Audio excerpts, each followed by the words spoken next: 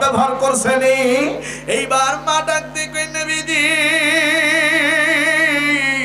আমার পোলা আমার বেটা আমার সাথে কিছু খারাপ আচরণ করেছে, এই জন্য আমি মা অসন্তুষ্ট, এই জন্য আমি মা অসন্তুষ্ট। এতটুকু অসন্তুষ্ট থাকার কারণে এর শেরপুরের বাবাজি কালেমা মুখে পড়তে পারে না, আলকমার। এবার আমার নবীজি ডাক দিয়ে কইছে, কিছু নাকড়ি কিছু খড়ি নিয়ে আসো, কিছু নাকড়ি সংগ্রহ করো।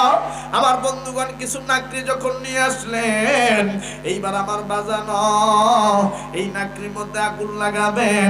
এন্ডামিন টাইমে মা ডাক দিয়ে কয়, নবীজি তুমি আসলে একটা কথা বলার জন্য, আর সামনে কাজ করতেছো ভিন্ন কারণটা কি? বললেন, মা গো আপনার পুত্রে এই আগুনে পোড়াবো নাকড়ি দিয়া। কয় কেন কেন? বলে আপনি যদি মাফ না করেন আপনার এই বেটারে আল্লাহ জাহান্নামের আগুনে পোড়াবে, কারণ জাহান্নামের আগুন তো বালা না, জাহান্নামের আগুন তো ভালো না। আমার ভাইরা দুনিয়ার আগুন হাতে লাগলে হাত পুড়ে যায়, কিন্তু জাহান্নামের আগুন,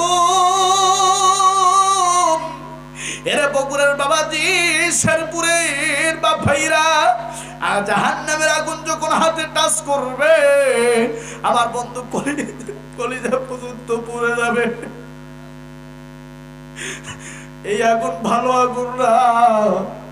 এই দুনিয়া এক গ্লাস গরম পানি ঠান্ডা না হইলে খাইতে পারি না, দুনিয়ায় এক গ্লাস গরম দুধ ঠান্ডা না হইলে খাইতে পারি না। বাজার দিকে জাহান্নামের আগুন তো ঠান্ডা হওয়ার কোনো সুযোগ নেই। ওই আগুনে যদি একবার আমি আপনি পড়ে যাই, হাড় হাড্ডি গুলো আমার বন্ধু পুরে ছাই হয়ে যাবে। এই জন্য মরার আগে দুইটা গুণ অর্জন করো। এক নাম্বার দুইটা জিনিস ছাড়বা না রে বাবা। এক নাম্বার আল্লাহর ইবাদত বন্দেগী, দুই নাম্বার মা বাবার বিন্দু পরিমাণ কষ্ট দিবা না, মা বাবার সামনে চোখ বড় করেও কথা বলবা না।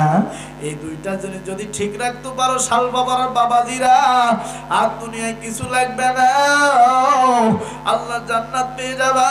কারণ মায়ের পায়ের নিচে আল্লাহ জান্নাত রাইখা দিছে।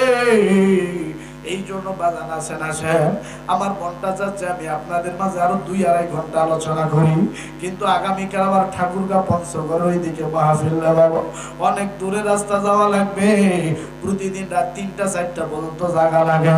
আমার বন্ধুগণ অল্প বয়সে আমার বন্ধুগণ বুঝতেই তো পারতেন